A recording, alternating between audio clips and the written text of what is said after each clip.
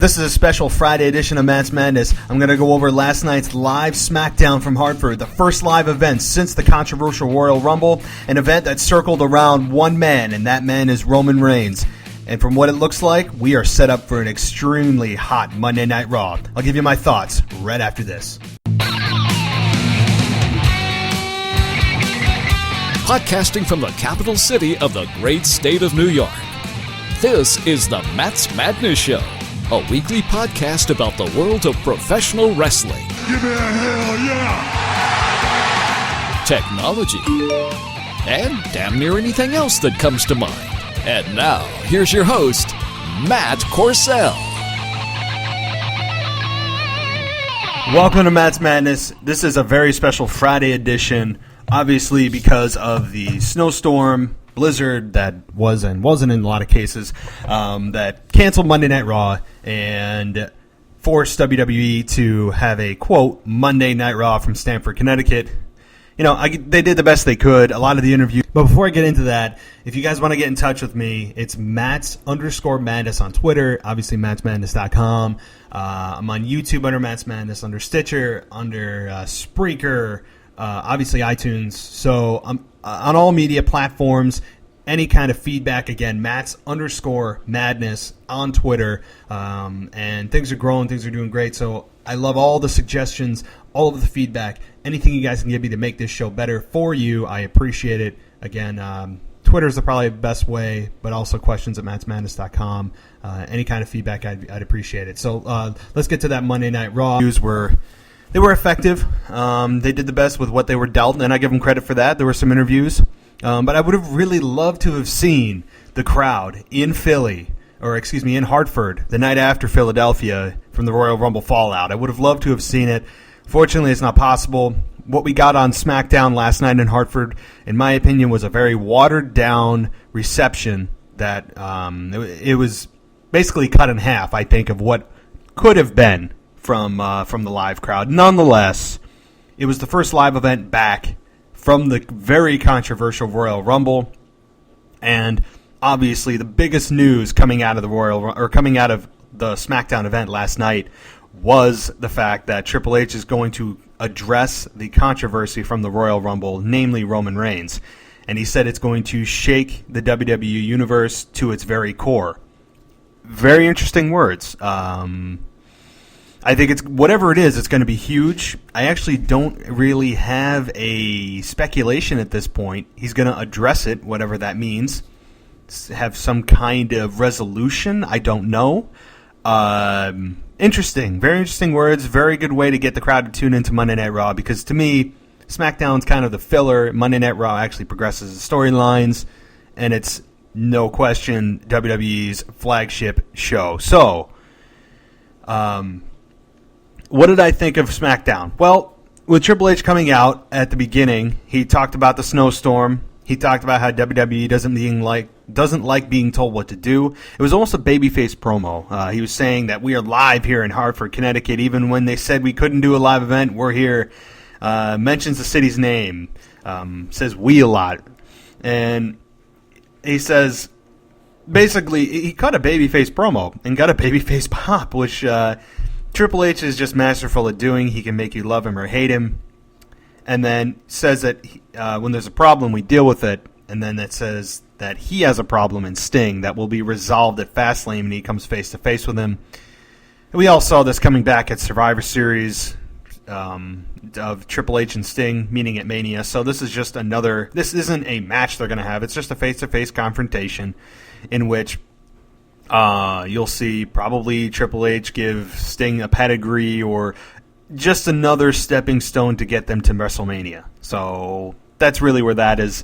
And then talks about the controversy. He talks about the triple threat and how it was one of the best matches he's ever seen. I completely agree. Match of the year contender, no question.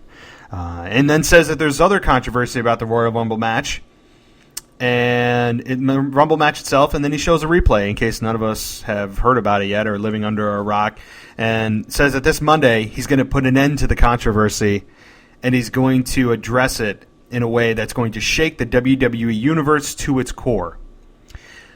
I like this.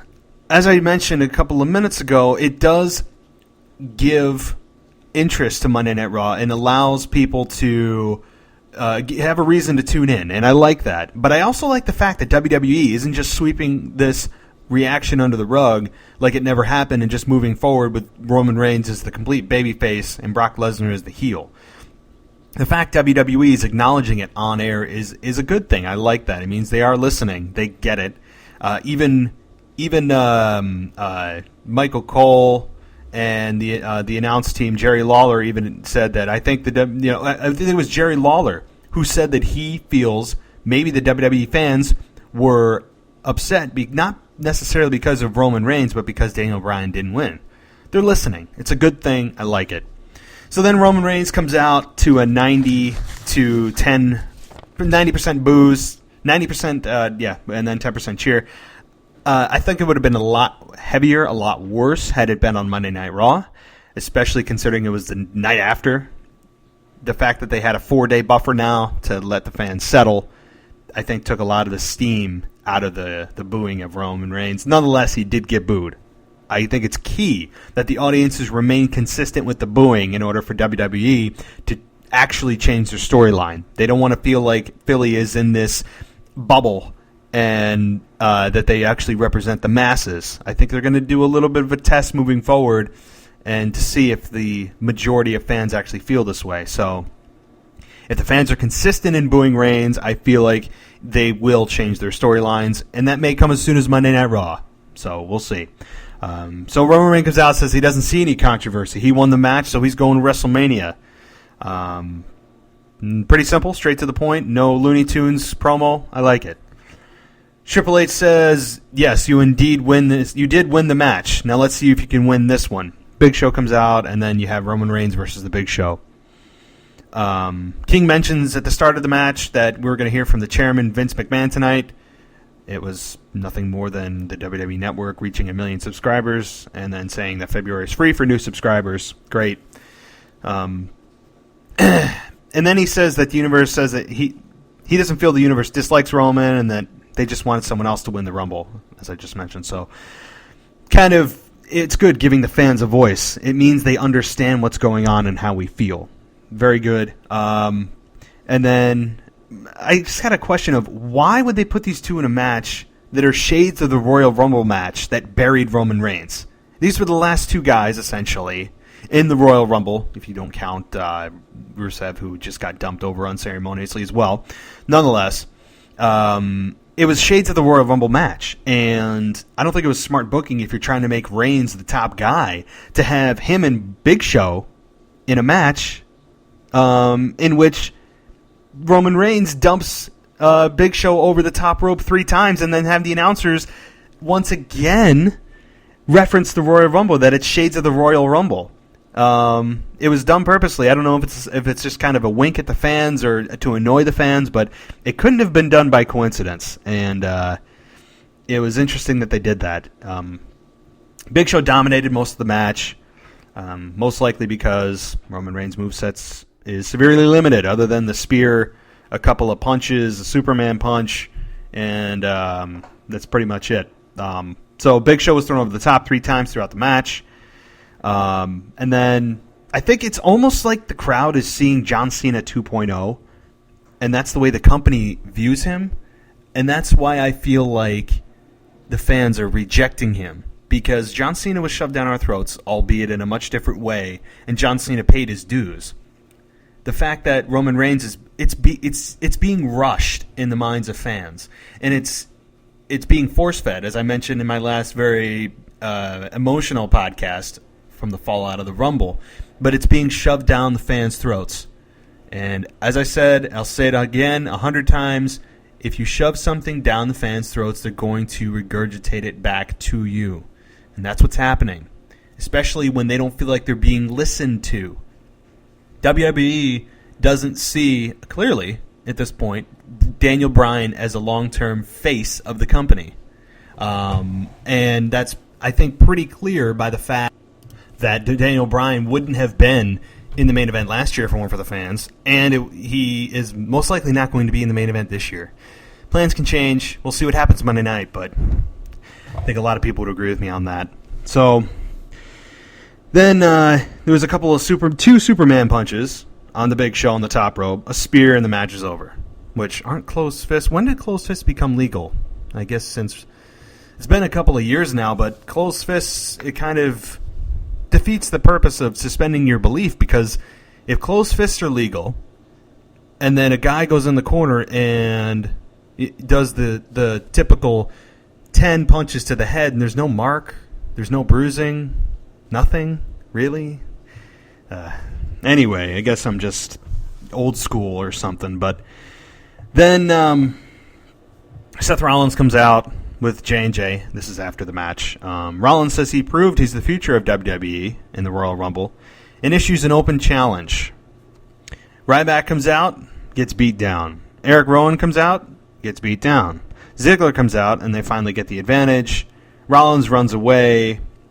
And I was thinking to myself at this point, if this was Smackdown back in the day, you could have bet the house on Teddy Long coming out and making a 6-man tag or a 10-man tag or a 50-man tag. It was clockwork. To me, that was a perfect setup for a 6-man tag. But I understand the fact that J&J aren't true wrestlers. So to have 3-on-3 would have been like 3-on-1.5, really. So I get it. So it did what it needed to do. Seth Rollins, really, even though he lost, still makes you hate him. He knows how to get to you even in his losses by saying on Monday that he underestimated Brock Lesnar. And then on Thursday live, he said that he still proved he's the future. And his future is still looking bright with that Money in the Bank briefcase that's all banged up by now. It's going to be very interesting to see when he cashes that in.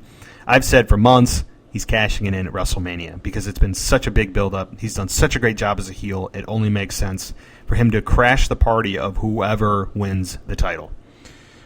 Kane's promo comes out. Kane, one of many awkward organ music backstage promos that Kane did. Standing next to the casket. His promo sounded super scripted.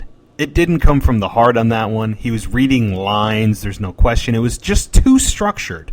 It didn't sound like Kane. It was too corporate, and it just felt very written. And I like Kane, but there was a very written promo. And when they're written, we listen, but we don't hear. We don't pay attention. It goes in one ear, out the other. So then we have Tyson Kidd versus Jey Uso. Tyson Kidd, who's a heel now, working with Cesaro. It was a decent match. Tyson Kidd can go. There's no question, and so can Jey Uso. It's interesting to see Jey in any of the Usos in a non-tag match. It's refreshing. I still don't understand why I should like the Usos. It's because they're Samoan. Roman Reigns is Samoan, and we don't like him. So, hey, whatever. Give us a reason. We don't know anything about them. Other than they go, we say oos, you say oh. That's about it. To me, it's a very childish tag team. They come out, they're always smiling, nothing bothers them. Oh, we lose the match. Oh, well, that's okay. We'll be back next week. No hard feelings. Oh, it's okay. They're too soft. I don't like it. Give us a little bit of a mean streak. Give us a reason to hate you or like you. But don't think we're going to like you just because you come out and do these chants and dances and high spots and JBL has to say Flying Uso 3 times a match. So, just maybe I'm the only one in that boat. The John Cena addressing Rusev, I thought it did what it needed to do. Rusev comes out in a very, I guess I wanted to say that Rusev doesn't normally talk on the microphone. Lana, to me, is a very good mouthpiece. I feel like Lana has a lot of potential outside of being extremely attractive, and we all know she is, but she is very good on the microphone. She has a good presence about her. These two are very good together. I hope she doesn't ever break off, get lost in the Divas division, and you never hear from her. So I'm really liking Lana and Rusev. Rusev is improving on his mic skills week to week. I would like to see Lana be a little more vocal, a little more physical at ringside maybe. She has not gotten physical yet. So it's going to be interesting to see when she does. She's clearly in shape, clearly could take a bump. So we'll see where that rolls. But Rusev comes out, says that he should have been declared the winner at the Royal Rumble facing Brock Lesnar. calls Cena a loser from the past and he doesn't belong with him in the ring. Obviously, we have Cena come out and said that Rusev needs a cold, hard lesson in respect. Says that he is the face that runs the place. It's interesting here that he acknowledged the fact that he is the face of WWE. Doesn't do that too much. Challenges Rusev. Lana tells Rusev not to waste his time with this, and he leaves. Cena then says that before Rusev had pubes and Lana had boobs, that he was carrying that title. Okay, funny line. And then apparently the United States title is on the line. I think this is good, if this is the case, that the title is on the line. And because, number one, it adds luster to the United States Championship. It adds meaning to it for a title that's just a prop and just kind of there. And you're the champion, great. That doesn't mean jack. So I think it's a good thing if the title's on the line. I see Rusev going over John Cena at Fastlane and then continuing their program into WrestleMania where John Cena will finally beat Rusev and his streak. So take that for what you will. Paige was then backstage with the Bellas, who made fun of her skin. Okay, that's kind of a uncreative way to pick on Paige or create a feud or something. It was very unoriginal. Paige then, I guess, got annoyed. She needs some kind of personality, some kind of identity other than her being pale. I thought that was Sheamus's gimmick. She needs to establish herself in her own role. I feel like she's just kind of ditzy in there, and she needs to be psychotic or something. She's got a good presence, a great look, very unique look. I like it. She can go in the ring. I just feel like she hasn't grabbed it yet as far as a personality. They're all the divas seem to have the same personality. I need to see some kind of division between them. And then she attacked Brie, and then Nikki, hit her, and that was the end of that. And she just raised her title in a very awkward stance in the back, and then just left. I don't know. Very big fall from grace from the SummerSlam match with Stephanie at SummerSlam. I'll tell you that. Then we have Gold and Stardust versus the Ascension. It was a quick match. It kind of was meant to put cracks, I think, in the foundation of Gold and Stardust. Stardust tagged Goldust kind of unceremoniously and then tagged himself in and then ended up losing the match. So it's just a typical way to create fractions in a tag team. And it also establishes the Ascension, which is the future, so that's what you want to do, and that's what's needed. Makes sense. I'll give Goldust all the props in the world, though. This guy has made an awesome comeback. At his age, to do what he does in the ring, props, no question. And then we have Miz and Mizdow backstage with that magic trick, and then the magician cracks an egg on his head. Okay, I've seen worse attempts at humor, not the worst, but don't know what it did. Bray Wyatt had a backstage promo, and before I get into that, I don't know, maybe you guys agree with me, that Bray Wyatt, ever since the Wyatt family disintegrated and then he returned to feud with Dean Ambrose at Hell in a Cell, Dean Ambrose or Bray Wyatt has cooled off tremendously. So it's kind of a shame because Wyatt was on a roll and then just was put on the back burner, and he's still a star, but it's going to be interesting to see where they go with him. Obviously, there's rumors of The Undertaker returning and facing him. If he does, hey, that would put Bray Wyatt back to the boiling point of being the star. So we'll have to kind of measure that as it goes. If The Undertaker even shows up at WrestleMania, typically when The Undertaker does return, it is the Monday after the Fastlane. Well, it was Elimination Chamber, but typically late February, that last Monday in February, The Undertaker shows up, so we'll see if that happens again. But he says that in his promo that what makes him smile is what our parents shielded us from. Promises what transpires next will be hard for us to ever smile again. Again, interesting promos. He has something about him that you just like to listen. You like to hear what he has to say. He's always got something interesting, even if you don't know what the hell he's really getting at. He's just intriguing. He's got it when it comes to promos. So I like him. Kane versus Daniel Bryan, the casket match that they were promoting about 15 times all night with the awkward promos and Kane backstage. It was a decent match, back and forth. But early in the match, it was kind of puzzling. They were trying to push each other into the casket when they aren't incapacitated. As in, they were both kind of standing on the ring apron trying to push each other in, as if even if one of them did, they didn't think that, maybe if they just put their hands up, they could block the casket from being closed. Just weird stuff. I get they're trying to show it's a casket match, but it doesn't make sense for them to both stand on the apron when they're not incapacitated early in the match to try to push each other in. Maybe I'm just being a little bit cynical, but didn't make a lot of sense. The crowd reaction was somewhat quiet during the match, other than the yeses when Bryan was first introduced. And again, this just kind of shows that the live Raw canceling on Monday was a blessing in disguise for WWE. It really put a damper on the knee-jerk reaction that they know, then the huge backlash they would have had.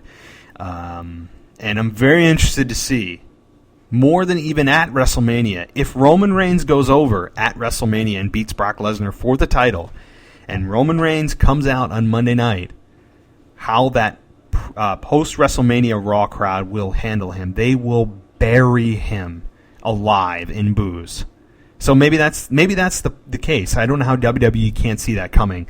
The WrestleMania crowd, and especially post-WrestleMania Raw, are the most vicious and, quote, smart audience crowds that there are. So I'm very interested to see how that works, because if Brock Lesnar is in fact on his way out the door and Roman Reigns is going over, man, there is going to be some backlash, and I can't wait to see it. So, continuing with that match, chair shots from Kane to Daniel Bryan. It was 3/4 of the way through the match, they finally introduced weapons in a match that has no disqualification. I didn't think it would take that long. There was a choke slam by Kane from the outside of the ring apron. And on a side note, after he did the choke slam and he rolled Daniel Bryan into the casket, and I hear Michael Cole or I hear Jerry Lawler, whoever it is, I think it was Michael Cole in this case, say, and Kane's going to win the match, or and so-and-so is going to win the match. You immediately know whoever he just said is going to win is going to be the opposite. So please, WWE, stop trying to fool us that the announcers know better than we do.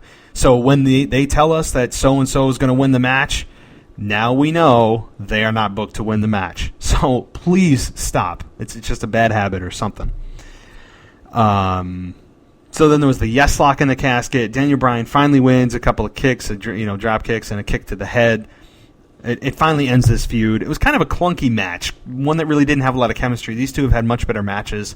I'm glad it's over. These two need to stop feuding, end it, and it did. Great. Let's move on. So let me know what you guys thought of the live Smackdown, and if you're excited about this Monday night when Triple H addresses the controversy. It's very interesting to see how exactly they're going to deal with this. If they're going to be real world about it, they can't really break character by saying that basically we scripted Daniel Bryan to win the match and you're not happy about it. They have to kind of twist it and say, oh, you guys didn't get who you wanted to win. Well, the best guy won. Something along the lines of, this is still a storyline, but we're incorporating a lot of truth into it. So then we're not totally removed from the fantasy land of wrestling.